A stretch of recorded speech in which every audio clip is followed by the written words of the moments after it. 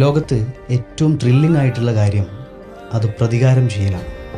നമ്മെ പരിഹസിച്ചവർ, കളിയാക്കിയവർ, ആൾക്കൂട്ടത്തിനിടയിൽ നാണം കെടുത്തിയവർ, പണമില്ലാത്തതിൻ്റെ പേരിൽ നമ്മെ അകറ്റി നിർത്തിയവർ, നമ്മുടെ തോൽവികൾ ആഘോഷിച്ചവർ, തളർച്ചയിൽ ഊറിച്ചിരിച്ചവർ, തകർച്ചയിൽ സന്തോഷിച്ചവർ, ഒന്നിനും കൊള്ളിലെന്ന് വിധി എഴുതിയവർ, ഒരു കരുണയുമില്ലാതെ നമ്മളെ കുറ്റപ്പെടുത്തിയവർ, ഇവർക്കൊക്കെ നമ്മൾ വിജയിച്ചു കഴിഞ്ഞിട്ട് കൊടുക്കുന്നൊരു പുഞ്ചിരിയുണ്ട്. അതാണ് പ്രതികാരം. അതാണ് ഏറ്റവും വലിയ പ്രതികാരം.